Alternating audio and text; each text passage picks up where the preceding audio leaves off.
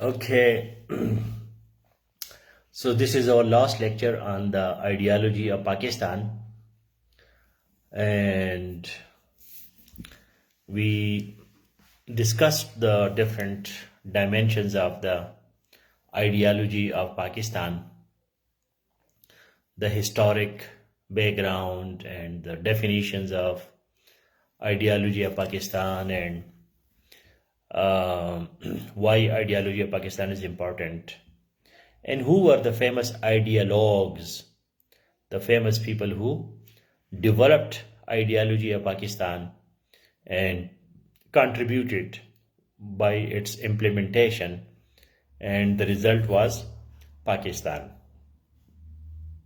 If somebody asks us a simple question that how Pakistan came into being, so our answer can be Pakistan came into being because of the ideology of Pakistan. Because ideology was the inspiration, ideology was the motivation, ideology was the reason behind the struggle of Pakistan. Ideology is the collection of all those ideas that why Muslims of subcontinent they need a separate homeland. Why? What are the reasons? What are the objectives of Pakistan's movement, and why Muslims should be separated from Hindus to have their own country? So ideology answers all these questions.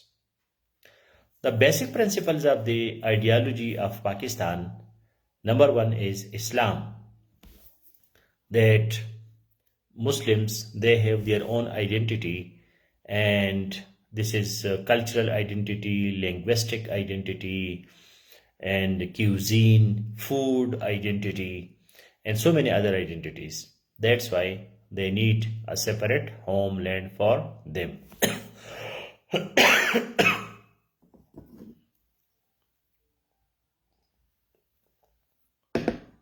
Then democracy, that people of Pakistan, the majority people in the western part of India, they were in majority, so they wanted to have their own country for social justice, for national integration, for the young generation to have their own future, for business, for finance, for living life according to the cultural values, religious values.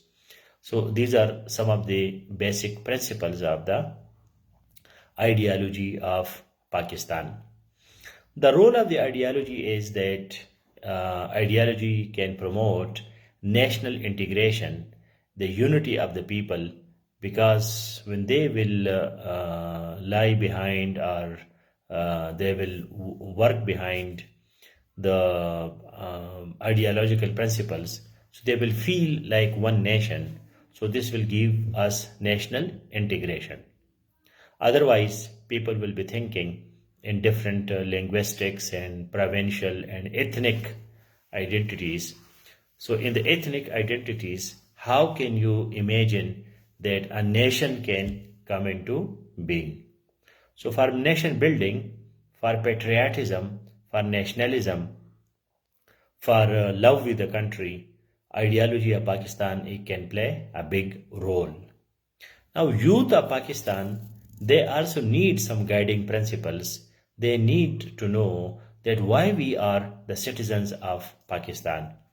We are the citizens of Pakistan because we can practice our religion, we can practice our culture, we are free to do our business, we have our own democracy, and we do not have cultural restrictions that we can slaughter a cow or we cannot slaughter a cow, or we can give azan in our mosque or we cannot give azan, and our marriages and our ceremonies and all these things will be observed in a decent way, in a responsible, respectable way.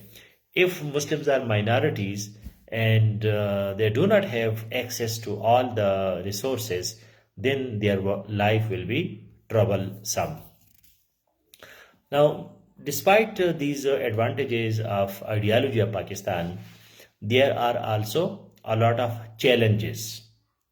Now, the biggest challenge is that why Bangladesh came into being in 1971, because Bengalis, they were at the forefront of the struggle of Pakistan.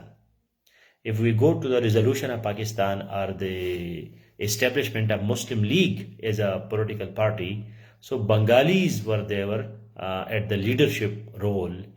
Nawab Salimullah Khan and Viqar al-Mulk and Mohsen al-Mulk and all these people. And even the resolution of Pakistan was presented by Chaudhry Khalil Zaman, who was from East Pakistan at that time, to which we call Bengal or East Bengal.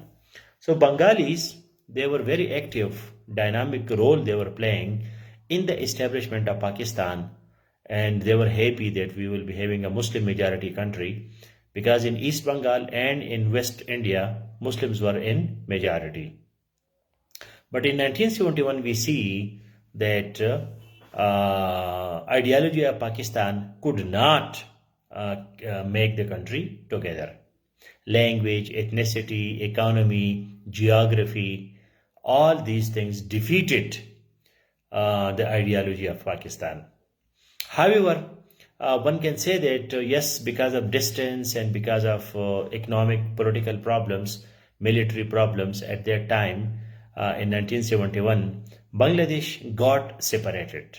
But the argument in the favor of ideology is that Bangladesh did not join India. Did not join India. It became an independent country, a Muslim country, majority country. That's why, though there were problems between West Pakistan and East Pakistan, and because of those problems, they got independence. But the problem was not ideology. The problem was not Islam or religion. But those were economic, military, and political problems. If in Pakistan now an area, Baluchistan or Sindh or some other area, they start a movement that we don't want to be part of Pakistan because Pakistan has ideology and we don't want this ideology, then that will be the defeat of the ideology of Pakistan. Another challenge to the ideology is that nowadays there are nation states and countries, they run on realism, and they need a strong army, they need strong politics, strong economy. They do not need any ideology. Time of ideology, that is gone. And now people focus more on politics, economy, commerce, trade, business, and they are not interested in promoting any ideology or any thing like that. So that's why these are some of the challenges which ideology is facing. But overall, ideology is the bedrock, that is the foundation of the establishment of Pakistan. Now, if you have any questions, so please ask or write a short paragraph on the ideology of Pakistan.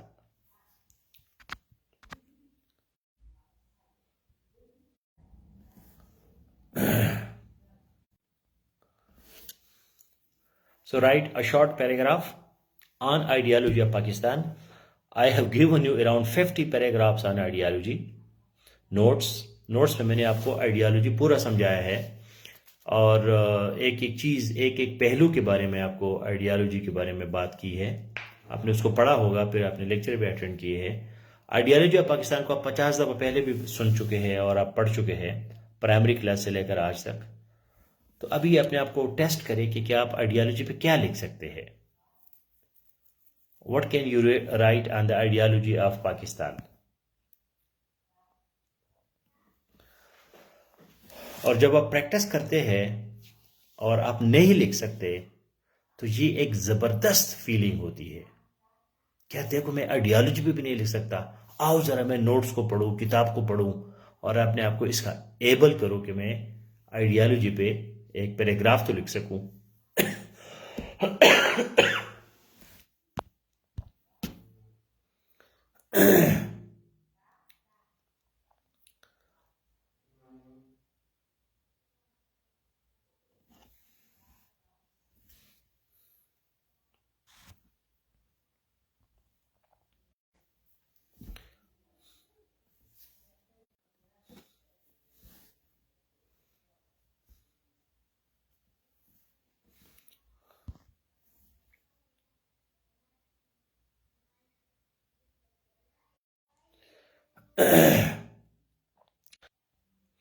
Okay, I saw the first question. When you say that it is been an issue, अभी हमने article का class किया, अभी अभी किया, आधा घंटे पहले. An issue that either we slaughter cow or not, so might be pointing towards India. However, we can see similar things in Pakistan too with Hindus community, such as Jamwana incident, forced marriages issue in Sindh, and Ahmadis mosque district. हाँ, अच्छा भाईजान, ये जो आप जहन में रखें कि एक एग्जाम में अपने लिखना है और एक अपनी वे से फिलोसॉफिकल डिस्कशन करनी है, इन दोनों में बहुत बड़ा फ़र्क है. अब एग्जाम में ज़रूरी नहीं कि आप ट्रुथ लिखें या आप सच्चाई लिखें. एग्जाम में आपने एग्जामिनर के हिसाब से, पाकिस्तान स्टडीज़ के हिसाब से आपने जवाब लिखना है, आपने मार्क्स लेना है और आपने ब्यूरोक्रेट बनना है. तो ये प्रेगमेटिक लाइन है, प्रेगमेटिक प्रैक्टिकल लाइन. तो अभी जो मैं आपको पढ़ा रहा था तो वो प्रेगमेटिक लाइन है, प्रैक्टिकल लाइन है. ठीक है. बाकी तो आइडियालॉजी जो है इस पे आप you can discuss it, and if the ideology of Pakistan is Islam, so why all Muslims of India, they did not come to Pakistan? Why we made a new country, Pakistan, and for Muslims, and there were so many other countries? Why we did not join Afghanistan? Why we did not join Iran? If we wanted Islam, so we could join any Muslim country, and all the Muslim countries should be together as one country if Islam is the main point. And because of this ideology, so many people got killed and there were so many problems. Even today we have problems with India, and Kashmir problem and army problem and people problem and hate problem, and there is a mad race between the two countries and nuclear bombs and spending money on defense. So these are many things. And one of the important argument which you also mentioned, Hindus and Muslims, they were living together for centuries, and cow and these things were not problems. But in Pakistan, which is an independent country now, cow is a problem, forced marriages is a problem, temples and churches is a problem, people are extremist, religious extremism and terrorism and violent extremism and all these things. These are the realities of Pakistan. So it doesn't mean that ideology is solution to all the problems, or ideology is just everything. No, you can criticize ideology, but for philosophical discussions. Politics, you have to be very pro Pakistan, because that is in the national interest. And in exam, you have to write the official line. You cannot write any revolutionary thing.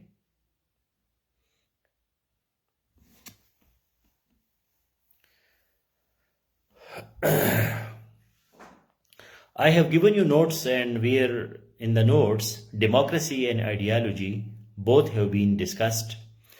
Now, we see that Pakistan came into being with a constitutional struggle. It was not war, it was not jihad, it was not terrorism. It was pure constitutional struggle by Quaid-e-Azam Muhammad Ali Jinnah and other leaders.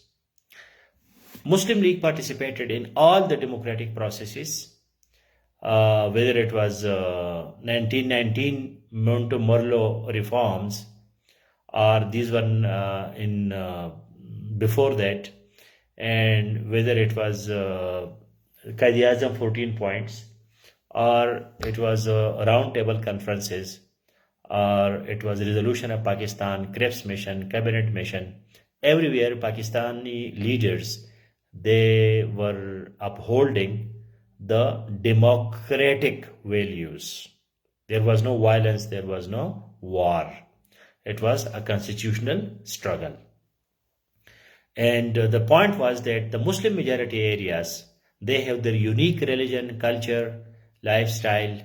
That's why they need to be a separate country and not a country mixed with the huge India which is there. And later on, when Pakistan came into being, so Quaid-e-Azam clearly said that it is not theocracy. Theocracy means the government of God or the government of clergy. What we see in Afghanistan, Afghanistan is today the typical example of theocracy. Iran, up to much extent, is also theocracy. The rule of religion, the rule of God, or the rule of clergy, priests, religious people, mullahs and molvis. When they run a system, so that is called theocracy. So Quaid-e-Azam was a modern man, and he was a secular kind of person, and he was not so much religious and Western educated. And he simply said that today you are free to go to your churches and temples and mosques, and we are all Pakistanis, and there is no need of any other identity.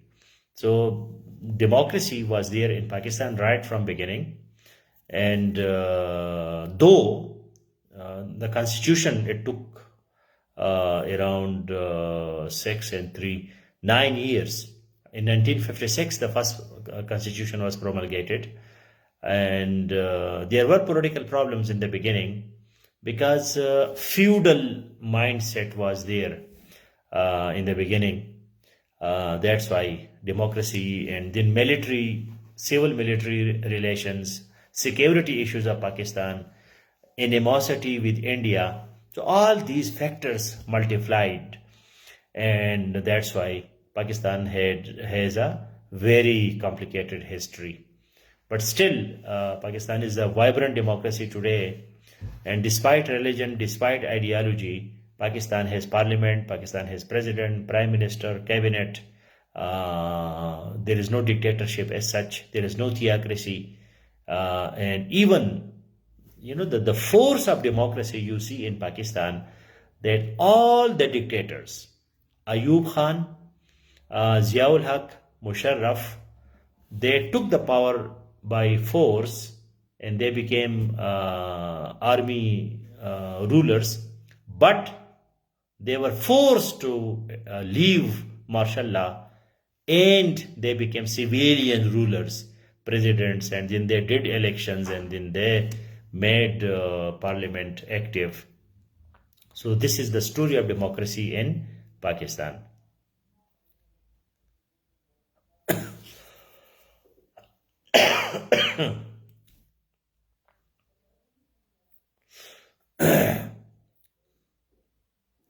Later on, Pakistan adopted, because we are talking about past. I will suggest that you should read and listen to English for coming 3-4 months, so that you can naturally write English. You do not translate from your mind, but naturally you can write and you can speak English, because how can you say adopt? It is adopted.